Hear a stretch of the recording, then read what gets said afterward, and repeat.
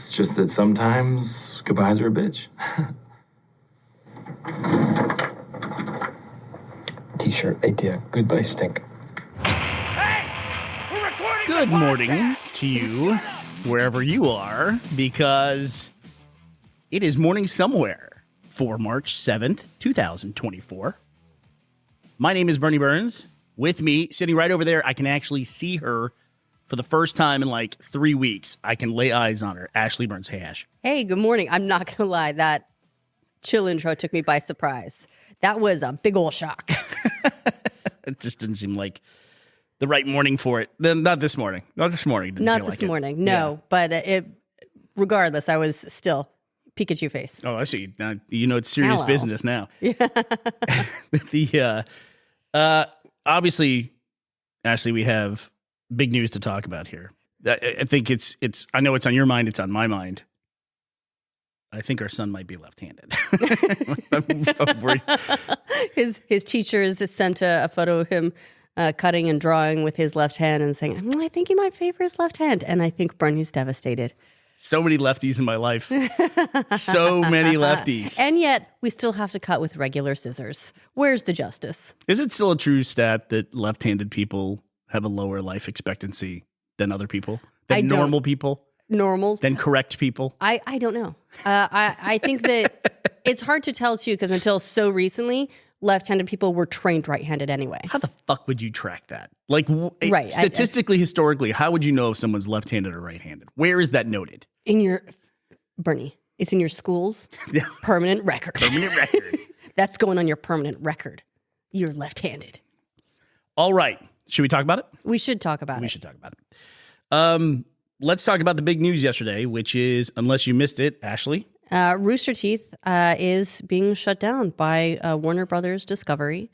And not immediately. They made the announcement yesterday. It's going to wind down over the next couple of months. There's a lot that's still unknown. We don't know exactly what's happening to a lot of the properties. They have announced that Red vs. Blue, the final season, is still coming out. They're shopping for buyers for Red vs. Blue for Ruby.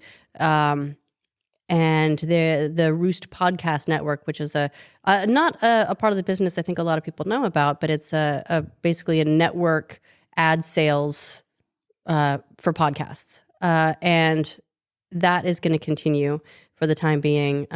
But what is happening to a lot of the other stuff is up in the air. I think Rooster Teeth is planning a live stream or something where they'll probably make some clarifications. Oh, I didn't know that. When did they say that? I believe that live stream is happening this afternoon sometime. Oh, no shit. Yeah. Okay. So we may get a little bit more clarity on things that are happening. But, of course, this has been a big shock to everyone. Rooster Teeth was a huge part of my life. Bernie, I don't know if Rooster Teeth ever really registered with you. Was that something that you ever knew about, heard about?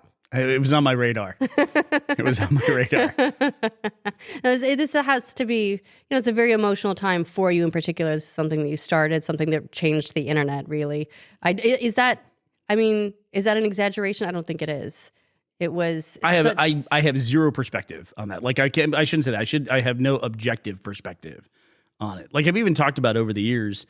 There's other people that have so much more of a complete story in Rooster Teeth than I do. And I used to always talk about Barbara, who, by the way, was on the podcast yesterday. Gavin. Weird timing. That was so weird. There were so many weird timing things in that because we even talked about like Selena Gomez natively when we had just been talking about casting for season 4 of Only Murders in the Building.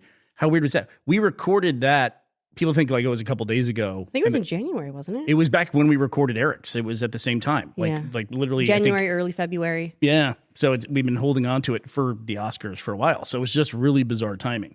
And I was not in Austin. I was in Houston. That's where I've been for like the last month, dealing with that family medical issue, which continues to go on. And I'm really, above all else, I'm really happy to be back here and, lay eyes on you and not be in hospital rooms and things like that. That's it's good to be home. It's good to be home. Yeah, just the same. I'm quite a travel day for you. And if you're listening to this podcast because you're showing up because of what's in the news, Ash and I 4 years ago moved to Scotland. 4.5 years ago, in August of 2019, I did my last appearance Rooster Teeth, and then it was a very long process of winding down, and I left. Still someone involved, though. You did come back to write the final season of Red versus Blue. Gosh, there's a lot of stuff to talk about. Yeah, there's a lot of stuff to talk about. First and foremost, before we get into anything else, I'm going to bookend this conversation with the same point, which is there's a lot going on. There's a lot to talk about, like with brands and stuff like that, and history and internet and all that. But there's according to the article I read, 150 people that are out of a job, that have no job. And that's the most important part of this whole discussion. The people that worked at Rooster Teeth are easily the most talented, dedicated people creative, that I could have funny, ever hoped to work hardworking. with. Yeah.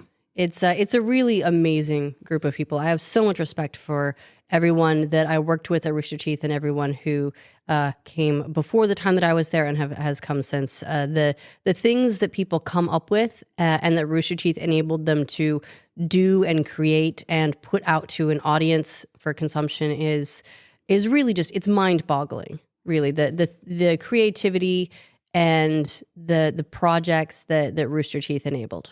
Yeah, well, but I want to keep this about the people, right? Yes. And I do want to come back around at the end and hopefully bookend with this, but our thoughts are really with them because it's a hard time, especially right now, to be out of work because there's been layoffs across so many different companies. And Rooster Teeth is an odd one because it's kind of a cross between a media company and a tech company at the same time. And so there's been tons of layoffs in tech. As we know, there's been lots of pullbacks across entertainment across the board. It's just a hard environment. It's never easy to be out of a job, but it's a really hard time right now to be out of a job. And it is also very easy to look at people and their success and say, you'll be fine. You know, you'll hear that a lot. You'll be fine. But you don't know that. You really don't know that. So I do wish everyone the best. And there's a whole class of support people that work at Rooster Teeth behind the scenes. You know, accountants and security, facilities people, everything that are going to have to go out and find jobs as well. So thoughts are with them. Good news is I've talked to a lot of people since the announcement. I've talked to a lot of people that I know personally, and everyone has pretty much said that they're happy with the severance package that they got, you know, or that's been proposed at least to them. So that's a good. So that's they're a good being sign. taken care of. Yeah, I mean, if you want to say one positive thing about Warner, I don't think anyone was surprised. A lot of people were sad. I don't think many people were shocked. Like, this wasn't a moment where people had to step back and go, how did this happen? You know, I think a lot of people were expecting this at some point. And I think that Warner gave them a nice pad for a couple of years, especially post-pandemic and through the strikes. And then now it seems like there's even an additional part to that soft landing, you know, that'll come afterwards after everything is shut down. Right. There's So the winds down and severance. At least So you can say that. You know. it is nice that people have time. There's someone in particular we should call out, and that is the general manager of Rooster Teeth, Jordan Levin, because he took over at a time that was a wild time and then became even more wild than anyone could have possibly predicted in a lot of different ways.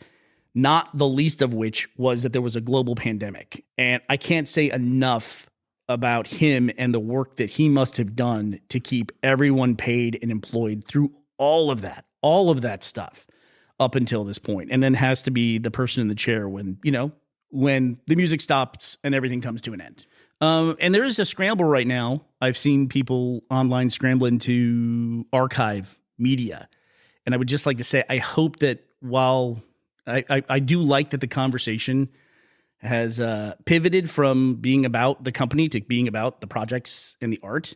But I hope too, when people are then out and establishing themselves in new careers, that I hope that the audience will be just as supportive for the artists and everyone possible as they are for the art right now, as they are for the projects. Follow the people, because the art that you love, they can create more of wherever they go next. Yeah, absolutely. Absolutely. But what were you saying before I derailed us and said I wanted to talk about that first? Honestly, I don't remember. I don't know about you, but my thoughts are sort of, they're ping-ponging around a lot. It's one of those things that even if it's not a huge surprise, it's still a surprise. Yeah. You know, when it happens, it's one of those things that like you can think about as a hypothetical, but that doesn't make it real.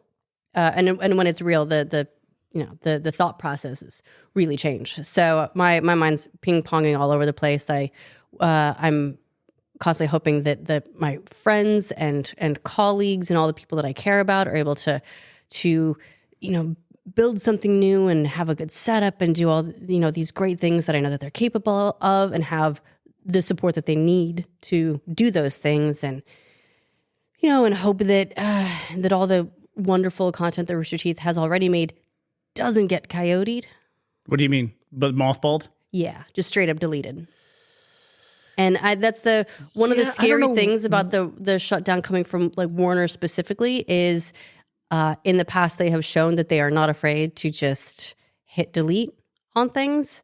So I understand why the community has that anxiety about Sure. No, I get it. about whether content will continue to be available once the company itself shuts down.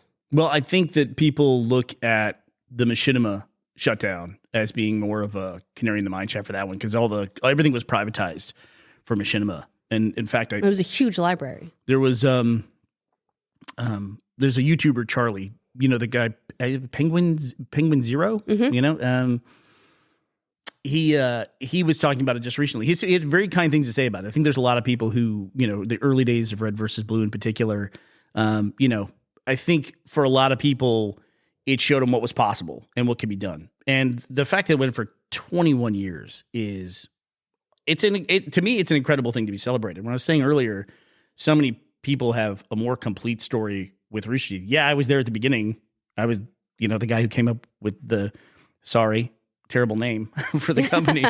But there's other people then that were there for the full run, all 21 years. I was there for 17 years, 16 and a half years. And then there's people who, like I was saying, like Barbara earlier, Gav, Josh, people who started as fans and then, came up to like these incredible positions within the company. I mean, you can think about like Josh was a contestant on the first season of The Gauntlet. Was he? Is that where he came in? Yeah, he lost a $10,000 game of Tetris. Ooh. That must have been so nerve-wracking. Was it an L block? And then went on to be, one of the primary directors for the biggest show, Red versus Blue, or it's the biggest show, longest running show. And did that, and is working on Red versus Blue restoration. What's all done now? Everything's all done. And there is a lot of questions about the projects and things like that. I don't know how much more we want to talk about this today, because if they're doing a live stream today, you don't want to hijack anything, just want to let people know how we're feeling about it. But they'll have much more to say. Cause like I said, there's so many people that have more complete stories with the company. When Rooster Teeth started, like we talk about it as a brand, at the end of the day, a company is it's basically a box that you put things into and take things out of, a brand is just a picture, a logo. At the end of the day, it's what it is. It's the people and the work that they do that make it what it is. And the people aren't going away. They're going off to do different things. And what they did will survive, and people will get to be nostalgic about it and enjoy it. And they'll take away their memories from it as well. And when it started, it was Red versus Blue was just a show, right? And it was doing well. And it's such interesting timing that Red versus Blue is now going to, I think, maybe just kind of outlive Rooster Teeth as a company, because maybe just a little. It depends on how it's released. But Red versus Blue was first, and then Rooster Teeth was started because, as it was clear that Red versus Blue was becoming a big hit, I wanted to establish in people's minds that this was brought to you by another thing, like a bigger thing, and that was Rooster Teeth. And it was a way that my friends or people I knew or people that I couldn't even imagine somewhere down the road, this, dreaming big that I had, that they would be able to release projects under this umbrella, or under this company. And it did that for years and years. It did that. People were able to launch really big things under it. And it was a huge launching pad for such a long period of time. But I think it's clear to say that, like, after a certain point in time, at some point it went from being a launching pad, the brand, to at first being a little bit of a speed bump. And then I think in a lot of ways being an outright hurdle, that people had to overcome the brand because there was so much built up. History? The internet has a long memory, and things just don't go away. And so when somebody was launching a new project in 2024 and having just they're trying the impossible thing, which is trying to make a piece of content that breaks through the noise of the internet and is compelling to people. And they have to overcome like maybe something said in the past, like 12 years ago, or something that somebody did, or somebody was unhappy about something, and the internet remembers all that stuff. Or it's even something as simple as, you're not the thing I like. Bring back this other thing. I want to see the other person, whatever it is. And they have to overcome all of those things just in order to connect with an audience. They shouldn't have to do that. It's not fair that they should have to do that. Yeah, you're having to like wade through it to try to get to the shore. And so I think actually for the artists who are launching new things, I think it'll be kind of freeing to not have that and just be doing their thing, and creating their own content. I even watch like the young kids now, those brilliant kids on the best friends. Yeah, the Best Friends Today kids. Yeah, they're very funny. Yeah, I am too old, but they're very funny. They're very funny. They're very funny. I feel like if I watch them, I'm like, I'm not a regular mom. I'm a cool mom. Yeah, because I'm like, oh, you kids.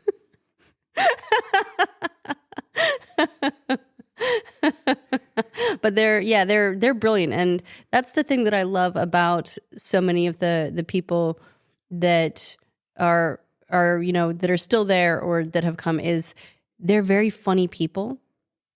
And I think that whatever they go on to do next, it's going to be challenging. Yeah, it's going to be scary. But I have all the faith in the world that their humor and their brilliance will shine through and they will be successful. Yeah, I really do believe that, because I think so highly of all these people and all these creative minds and the things that they've come up with and the things that they've produced. And I'm excited to see what they do with this new challenge. It will be hard. It's going to be hard. Even, it will be hard. Even with the support and good packages that will make sure that they are taken care of.